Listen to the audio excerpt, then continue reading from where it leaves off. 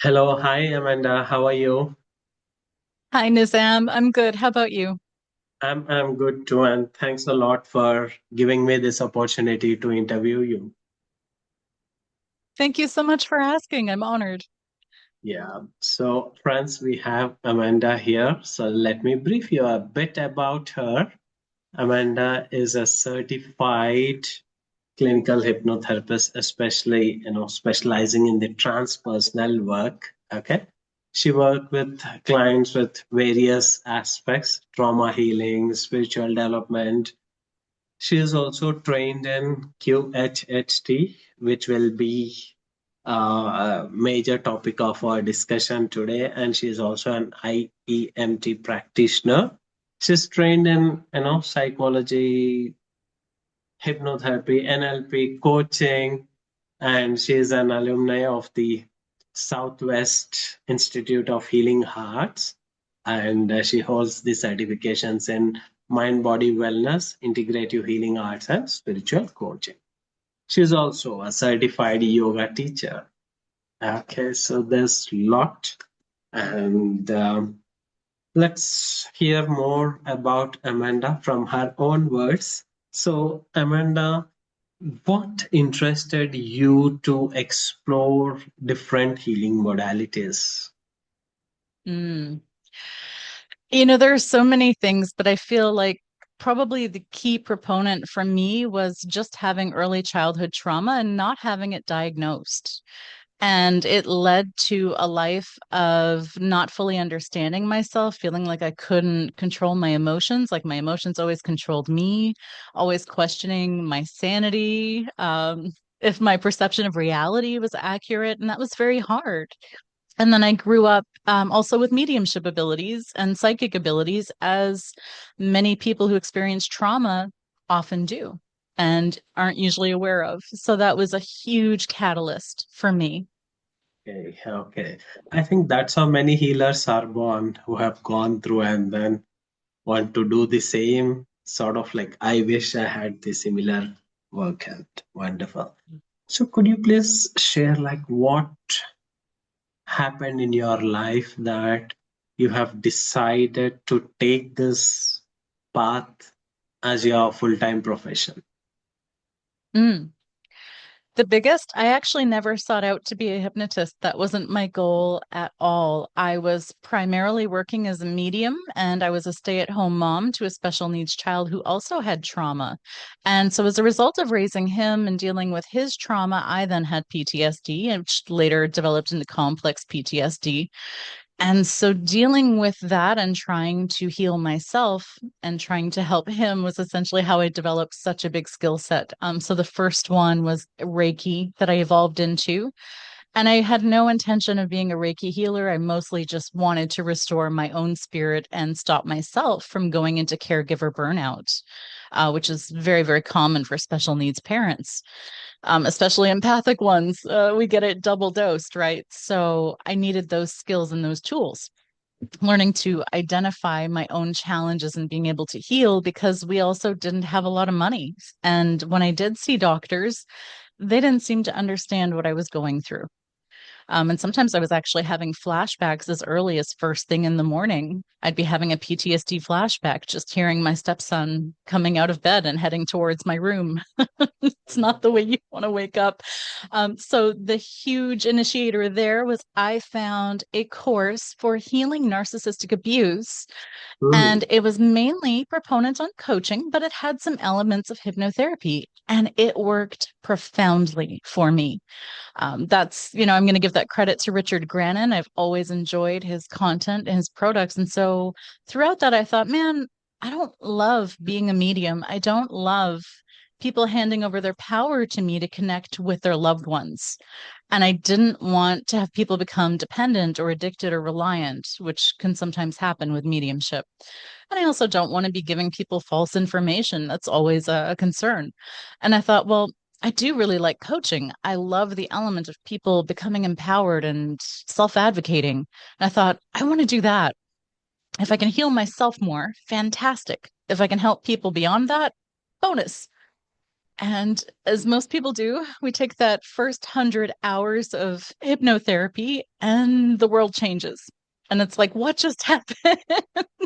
Oh my God, I need to learn so much more because I was working on other people. And just through facilitating their sessions, I was healing and I couldn't Wow. explain it. So I needed more. Okay. Okay. That's awesome.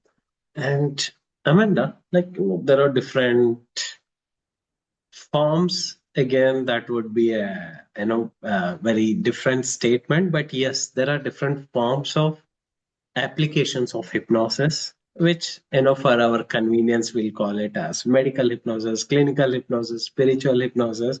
Everything is different ways of delivering and applying it. So what interested you to go more towards transpersonal hypnotherapy? I actually waited for Southwest Institute of Healing Arts to have my exact program ready. So I took that first 100 hours of coaching, that first 100 hours of hypnotherapy with the wellness, mind body wellness practitioner program. But the program I really wanted was the integrative healing arts because of my experience with healing beyond narcissism and complex trauma and the special needs of my stepson. I really craved something that was based in psychology that had more depth to it. And they had the transpersonal psychology built into their program with hypnotherapy. So it was the blending of the two. And so that's where I learned a lot about the nervous system, about different states of addiction, transcending addiction, how our beliefs can be just the hugest ally we have, no matter what those are. And so for me, transpersonal, it means we're looking at that whole person. I'm not just looking at their physical complaints or their emotional or mental complaints. I'm also considering their spiritual allies and resources. I'm considering their beliefs. And I don't necessarily have to have the same beliefs, but I did actually take spiritual studies as well so that I could be well versed in lots of different kinds of beliefs. And Okay. so for me, it was that concept of I'm looking at the whole person. I'm not just looking at one aspect of them and trying to help them through that. I'm looking at the complexity of everything they are and believe. Mm, that's wonderful. And how come you started your journey with QHHT, Dolores Cannon's quantum healing hypnosis therapy? Please share more about it. Yeah. So it's really wild to hear how I come from this background of trauma. And I know you and I are very much alike in that we are lifelong learners. We also have Yes. beautifully skeptical minds. And that was where I dwelled. I had a beautifully skeptical mind. And it's not that I didn't believe in past life regression, it's that I really wasn't interested. I couldn't understand. Um, Frankly, I just had so much of this life stuff to heal that I couldn't Yeah. fathom going looking for things. And of course, as you're training, you get exposed to different kinds of hypnosis and hypnotherapy and different approaches. And so it was in my first past life regression experience at SWIHA, it's what we call it for short. And our teacher that day had set out an assignment, the beautiful Linda Bennett, and she had assigned to students to actually use past life regression to solve a today problem. And a huge Mhm. problem I had was actually public speaking. I know that's probably hard to believe now, but back then I couldn't do it. I couldn't do a Facebook Live. I was so uncomfortable with it that I Mhm. couldn't move. And so that was the first life that I explored. And in that life, lo and behold, I was a parent to my stepson that I have in this life. And I was advocating for him the same way I was doing in this lifetime. And I was beheaded. I was hung. Oh my God. And what's wild is so when we did that past life regression, we didn't get to the therapeutic roots of the healing because we weren't yet trained in that. But it showed me where the fear of public speaking came from and how I would freeze up, why Okay. that was. And so at one point, I actually caught it on YouTube. I was talking about that life, and you see a big red ring form around my neck, which is Okay. a big, important experience for someone who doesn't have belief to have, is to have that Mm. tangible, wow, look at my body reacting to this thing, whether it's real or not. I want to resolve this now. Yeah. So the public speaking no longer became an issue after that session, but then I had to go back and heal it a little more. And that kind of deepened me into the past life regression because then I had immediate healing and results. And it's like, okay, you can't keep diminishing this thing. When you've benefited from it, you have to acknowledge it. So I decided I wanted to go deeper. And I really liked the concept of the way Dolores, QHHT, goes to the higher self. And since then, the experiences I've had have been just otherworldly, phenomenal. There's a part of us that always knows what's on the agenda, what's in the plan. And when we really do our inner work, we get clear, we get to connect with that part and get some incredible guidance. So I knew that part of my healing was to also do breath work. And it's a very specific breath. It's a circular breath. I had a profound experience at NAV, which is an association that has a conference. It's one of my first hypnotherapy conferences. And during that breath work, I had a huge somatic release of trauma that I couldn't achieve any other way. I had done yoga. I'm a 200-hour yoga teacher. I had done flotation tanks. I had done body, bottom up, top down, you name it. I had done it. Nothing was clearing that somatic trauma, but that breathwork experience shifted me. And I went into a state of bliss and I never forgot it. So I knew that I wanted that training and I couldn't quite find a training that was in range. That training that the teacher had was over 10 grand. And I was just like, not in my wildest dreams at that point in life. Um, and so I remember having a session not long ago and asking. So when I say not long ago, this was back in October, November of last year. And I had two breathwork teachers in mind. And I asked higher self, which one do I go with? Wow. And I had a wild experience. And higher self came through and said, oh, she's not going with either of those. She needs to wait until about March or April. She doesn't have to go looking for it. It's going to come to her. She's going to find a local class. It'll be cheaper, is what it said.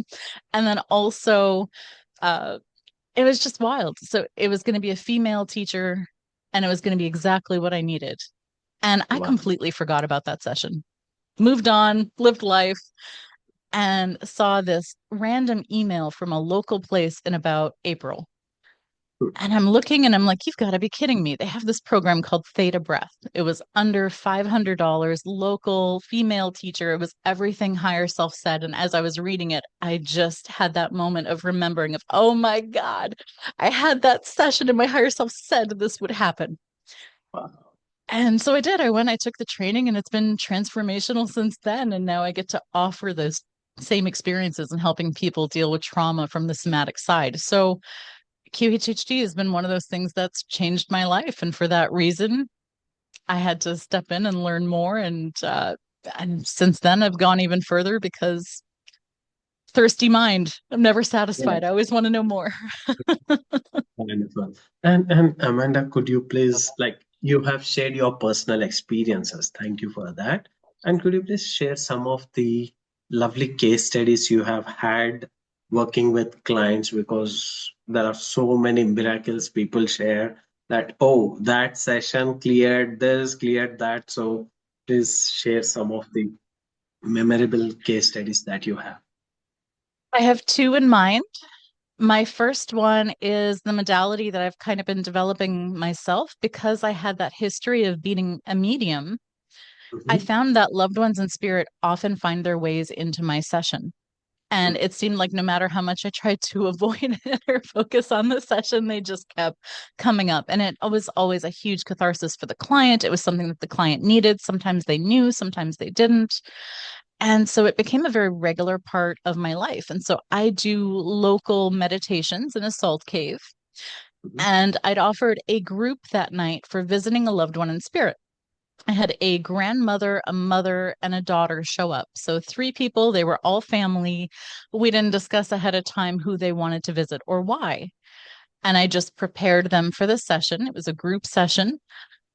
And I could see early on that the grandmother was connecting before I was even at that part of the session. She'd already met her loved one, and I could see that because I was a medium, I could see that her husband was there. And so I have that opportunity to like know when people are connected beyond just being a hypnotist. And for some reason, the granddaughter was having a hard time. She kept being uncomfortable, fidgeting in her chair. At one point, she reached over, she was rubbing her arm. And I kept wondering, like, what is with the arm? And so I'm giving suggestion after suggestion to release anything happening in the arm. Nothing is working. And I said, finally, you know what? I surrender. I'm going to let this go. I'm going to let it go to God, and Source will help with that. And boy, did it. I really had no idea. So towards the end of the session, I have an opportunity where I allow them to share their experiences if they feel called to, but they're no means having to. And I didn't know that that girl was actually a twin. And she was having a moment of connection with her twin. And she said that when she lost her twin, it was like losing a limb. And that's why the arm was uncomfortable until her sister came through and told her, it's okay. Let it go. Live your life. Mhm. And I never know when I facilitate these things. And so that was just a huge milestone marker of, you know what, mediumship is still meant to come through me, but it's meant to come through me in a different way where I'm not the one that the client has to rely on. Had she come to me for a reading and I told her that, do you think she was likely to have the same effect? I don't. I think that her having that experience is going to help her heal so much more profoundly. So that is one of my favorite case studies. Another one is during spirit releasement. So oftentimes doing QHHT, I was encountering things that I knew existed because of my clinical training. We had covered spirit releasement therapy, and it wasn't quite going according to plan with QHHT. So I was always really grateful to have that foundation of clinical hypnotherapy. So that way, if something deviated from the protocol, I had the skills to be okay and to guide the client. And there were more than a couple of times when there were things attached and in the client's way, blocking them from getting to that higher self state. So they couldn't get their answers. They felt disconnected from God. They felt lonely. They felt isolated. And I had one particular client who's also a hypnotist themselves, who had tried so many other things. He'd actually had a pain in his knee that he couldn't explain from when he'd had an operation. And this is someone who's a deep spiritual seeker, had done a lot of self work. And so through his session, I'm exploring, and we find that in his knee, there's actually a spirit disincarnate, which is someone who passed but did not cross over or go to the light. They stayed on the earthly realm, sometimes called an earthbound as well. And this earthbound entered into his knee when he went for knee surgery. And then it had been there ever since. And so I think the most profound part about that is as we were doing releasing, we found hundreds of entities, by the way, different kinds, some that Oh, were blocking him from his wholeness, from feeling love, from connecting in relationship. So it was beautiful to release all of those. But the best part was at the end of the session when he realizes he has no knee pain. The knee pain is just gone. And this earthbound was an elderly man that got trapped, wasn't ready to say goodbye because he was concerned about his family, felt my client, felt resonance between them, and hopped in and just said, you know what, I'm going to see if I can still love my family from here. And in the meantime, they held each other back. So having him come out of that session, realize the knee pain was gone and that it didn't come back was really just a beautiful physical manifestation of the work that we do. wow, beautiful. And Amanda, could you please differentiate what is past life regression and past life regression therapy? So you can do past life regression as a reader. I've often seen that done. There are various teachers out there who teach it. And the problem with that is they don't do the therapeutic change work that needs to happen. And it's okay to go to a psychic or a medium and to hear about your past lives and to learn about them and to understand them a little. But unless you're doing the therapeutic change work, which happens in past life regression therapy, you're going to miss out on a lot of the benefits. So when I first had that encounter with my first past life, yes, I moved past the fear of public speaking, but I still had somatic, tangible, physical manifestations happening in the body until I did the therapeutic portion to release it, to be free from those quantum entanglements. Okay. And how is past life regression therapy different from life between life sessions, LBL? Yeah. So, Life Between Lives is fascinating. It's beautiful. It's such a fun exploration because we can go at it from different ways. Michael Newton, for instance, liked to go from a past life and then go into the space in between before this incarnation. Alan Chips, the transpersonal hypnotherapist he discovered it with, actually liked to go through this lifetime, revisiting childhood, going back before the moment of birth, and then going to that space in between. So the space in between is where your soul has its full existence. And when I say full existence, that is you have an entire other life, responsibilities, roles, connections called soul family and soul groups over there. And so if you think about it like this is a really fascinating, in depth VR game that we're doing for the purpose of elevating our soul, for learning, for experiencing all kinds of life from different perspectives and views. That is where Life Between Lives come in, because then we're taking the client back through, we're learning about, okay, what are the lessons and goals that they've set themselves up for this lifetime? Are some of those greatest challenges things that the soul had predestined in their pre-birth planning that they wanted to learn, to overcome, to heal, or just to experience? How is it meant to impact their soul's journey? And are there souls, which we know there are, who've made agreements ahead of time to be there in either role? And so, what I find most profound about that is we learn that there are no bad souls, there are no bad people. We need everything to have the vast experience. And we've all been everything, which is what we learn in past life regression. And we really get to go more deeply in terms of my experiences. Why did I have that experience? Why did I choose this body, that family, those parents? What lessons? And am I really embracing it and learning it as thoroughly as I can? We Ah, learn so much more. awesome, awesome. And could you please share like what kind of different services that you offer and how can people reach out to you, Amanda? I'm actually going through an incredible shift right now where I am redesigning my business from start to finish. And I love that I'm in a position where I finally get to do that. And although I came into this work from the healing trauma aspect, which is why my business is called Healing Beyond Trauma. It's who I am, what I've been through, but it's also what I help other people do. And that's why I do modalities like IEMT. I'm actually going to be taking the advanced training coming up this fall with Andrew T. Austin. I'm so excited about that. I can barely breathe. And then I'm also taking a narcissistic abuse recovery program with Renaya Fraser. And that's going to take me all the way into next year. So my business is shifting into doing more healing work, Mhm. but I'm not stepping away from the transpersonal side either. In fact, Okay. I'm still going to be doing a lot of that, still going to be teaching, working with the Akashic Records, loved ones in spirit, and past lives, because that encompasses a whole other side of trauma healing that is equally important. And I find that clients that get to go through both really come out more profoundly well balanced, integrated, and whole. Wonderful, wonderful.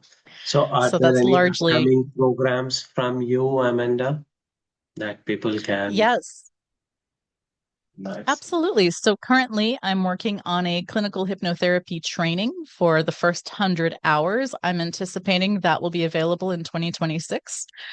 I Amazing. am also shifting to create my own modality with healing with loved ones beyond spirit as a hypnotist without being a medium, so that other hypnosis practitioners can come forward and help their clients in this way without having to have the mediumship abilities and to get a stronger, more effective connection, but then also have the therapeutic aspect in the way that I do it. Because although we can have loved ones in spirit come through other modalities, it happens with Life Between Lives and QHHT frequently. It's not at the same depth as the way that I do it. Even with spirit releasement from SCHH, soul centered healing hypnosis, where we have a larger focus on releasement, loved ones often come through there too, because sometimes they lodge in my clients' bodies. They had so much love, or they weren't ready to let go, or they had some guilt, some shame, some of the lower vibrations that kept them kind of tangled in, or maybe they didn't complete their contracts together in the way they'd intended. And it's just not at the same depth as the way that I do it. And I think it's that background that I have of having been a medium since childhood that makes it that much different. So, developing a program and a certification around that so that more people can be out here and doing that work. Awesome. And again, 2026, definitely not before, because I'm building so many things that it's hard to do them all at once. And Got it. that's the way my brain works, is it does multiple things at once. Wonderful, wonderful. So, friends, I'll be providing all the contact details of Amanda, be it Life Between Lives or QHHT or any other like breath work or any other trauma release work, IEMT sessions and all that stuff. And Amanda, when did you realize that you have gifts where you can explore as a medium? When did you realize that? It took a long time. So I have memories from being about 3 years old Okay. with experiencing archangels. I didn't Mhm. know they were archangels when I experienced them. But for instance, I was 3 when Archangel Metatron intervened and actually saved my life. And I would not be here had it not been for that experience. But as a 3-year-old, I didn't have the rationale, I didn't have the logic or the understanding to know what that was. And it took me until it's so embarrassing. It took me until my 30s to really put it solidly into place and to start acknowledging the abilities and labeling and understanding with, oh, there's a name for this. I've been doing that my whole life. And that's Uh, most of my clients too. So when they come from mediumship development, they start to realize, oh, these are innate natural abilities that have always been with them. They didn't dabble in something or trade their soul or anything like that to have these abilities. They're not doing anything that's unnatural. It's organic, it's in all of us. It's just a different state in the brain. okay. And so when they acknowledge that, a hypnotist would say, oh, my client is experiencing visual phenomenon, or, they're having imagery or something like that. And for the medium, we'd say, oh, that's your clairvoyance. Okay. We get lost in the linguistics of it all. So that's largely what I do. And so through realizing, through practicing self hypnosis, I had that moment of, wait a minute, this is very familiar. And so that realization helped me to know that, I have been doing this all my life. I didn't call it self hypnosis. I thought I was working with my angels. I was working with my loved ones in spirit or my ancestors. And we all have that. And there's a reason that everybody experiences them in dreams, that we have those moments right before waking up or just as we're falling asleep. It's because you're moving into theta, and theta is where those connections happen as well. A good Okay. medium is going in and out of theta. They drop into theta, they connect to loved ones, they get messages, they have to come back out of trance a little bit higher to communicate what they've just experienced to their client, and then they drop back in for more information. But your brain does this naturally several times a day. And so when we start to identify, that's when we know the differences. And I got so lost on a tangent that I don't know if I answered your question. No, no, you did. And Amanda, please be honest with this question, because since you have Mm, been experiencing angels and all that from childhood, were you yeah. being perceived or looked as this girl is weird? She's a weirdo from childhood. No, because I was Okay. so utterly shy that I kept Ah, it to myself. My family used to actually have a running joke when we okay. would sing. The joke was that I had to be first down the hill, and they thought I was being competitive. I don't have a competitive bone in my body. If somebody wants them to win, I want them to win. I'm not interested.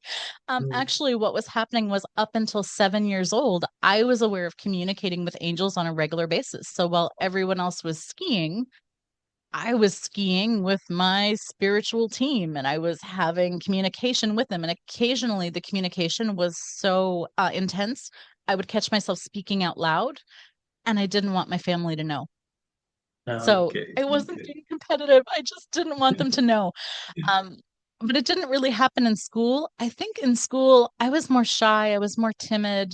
I did stay more to myself and more quiet. And I just didn't tell other people what I was experiencing because we'd have like family gatherings and things. And we had a big family. And over time, I began to catch on of why is that man sitting in the corner by himself? He's looking at everybody. Nobody's looking at him. And Mhm. occasionally he looks at me and I feel a little uncomfortable. And it's like, well, if the tribe is ignoring this person, I don't want to be outcast. I don't want to be the one who breaks the rules here, right? The unspoken rules. And so I started to learn that to keep myself safe, I had to behave the way other people behaved. But Okay. again, if a strong intuition came through, if an archangel said, hey, cross the street now, I never questioned. I did so silently, and I told nobody. Okay. Okay. And ever happened that you got to know the things beforehand about other people or about your own life? Could you please share something that really helped you because you got the guidance from the other side? Oh, this is a very deep personal experience. So, as I said, at one point in my life, I got a little uncomfortable with being a medium and with practicing. I did spend a primary portion of my life actually trying to run from my abilities and just trying to be normal. Hmm. And that included with my first marriage. I really didn't want to be different. And I had a lot of experiences there. And so after working with clients, I got a little afraid because I got very popular very fast and I was quite good. And it could be a little alarming at times. And not Hmm. everybody's always ready to hear the things that come through. And so learning to walk that delicate line was really tricky. So I had stepped away at that phase in my life from mediumship and I'm having a bath and I'm, in the process of becoming a hypnotist and a coach. And you know what happens when we're in the bath and we start to relax? Where does the brain go? Right into theta. And so I'm having this awareness that I'm sensing something over on the left hand side. And I look over to the left and I see my biological father with whom I was estranged and he's glowing and he's got that unconditional love flowing through. And then I see his mother and his father on either side of him, and they're all beaming. And I think to myself, oh, shit. If you're here, you're no Oh, longer yes. on Yeah. earth. And I said, okay, if this is real, if this is you coming through, I'm not going to squash my mediumship gifts anymore. I will be a good girl. I will train people. I will help people understand. Um, but I said, someone's going to have to tell me at some point that this was real. Someone is going to have to validate this. It took 3 years before someone found me to say, Amanda, I've been looking for you for 3 years. Your father passed. And when we went back to when it happened, we tracked it to the day when I had the experience of his full body apparition beaming that unconditional love at me. And so Oh. it's experiences like those that and then I had to make good on my promise. And it's like, oh, why did I promise that? So that's when I stepped forward and I started teaching mediumship and helping other people understand their abilities more deeply. So your clients are blessed to have you with your skill set at the same time hypnotherapy combined with past life regression, life between lives, Reiki, breathwork. Oh my God, that is awesome.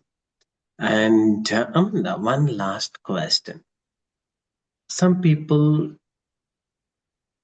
with gifts Mhm. have this question that is this real? Am I hallucinating? Am I going crazy? Is this normal? And Yeah. they're not able to believe their experiences, but at the same time, no one believes in them. This Yeah, itself can land them into trauma mhm, and being absolutely. judged, being judged. I'm sure you have gone through those phases in your childhood. So, what is your message to them so that they can heal instead of going the downward spiral, like how I have downward spiral, upward spiral behind me. Yeah. Yes. It's a journey. It's not a quick A to B destination, and every part of the journey is important. There are going to be moments when your gifts wax and wane. There are going to be moments when your gifts are not as strong as other times. And so there's an element of consistency and practice, but also finding people of like vibration to practice with. My abilities strengthened immensely when I found mediumship groups to have practice with, because what we learn is people of the same vibration, enhancing and using their gift at the same time, empower each other overall, and then are also able to validate your experience. So, yes, we can have some validation on the human side. You don't want to get caught up in that. Your clients will not always be able to validate the readings that you give. Sometimes it's not the right time. They're not ready for the information. They haven't reached a point of acceptance yet, or even awareness. Some of the readings I've given didn't come true or solid for a full year or two. And then clients come back a year or two later and say, I finally understand this now. Wow. And I would say let go of attachment. It's not ours to hold on to. We are just the conduit. It's not ours. We don't get to be so attached to it. And then the other aspect is finding validation through your spiritual team. When you're working with a loved one in spirit or archangels, it's a two-way conversation. Ask for validations. They will send them. You can be specific, but I'd say leave room for grace, leave room for source to show you things. But asking for validation, having consistent practices and things that ground you are immensely important. Here's the thing I don't do that I wish everyone would. When you have an experience, write it down, save Okay. it, because you're going to come back to it years later when it gets validated for you. There are things I was told in my life through source, through experiences, that I was like, oh, that's never going to come to pass. I'm not even thinking about this. And that have come to pass. And it's like, I never would have imagined my life or my path would have gone this way. Wild.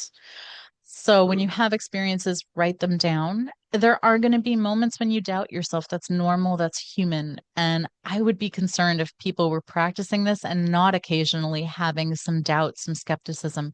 I think it keeps us in integrity. It keeps us in our ethics, and it keeps us grounded. It's an important thing to do. Okay. And if you're really stuck, I help train mediums. I'm happy to work with anybody who needs that little bit of clarity, understanding, and help. Thank you. Thank you very much for sharing your journey. It was wonderful talking to you, Amanda. And friends, I'll make sure all the contact details, website, and social media links are shared in the YouTube description and on the social media so that you can reach out to Amanda.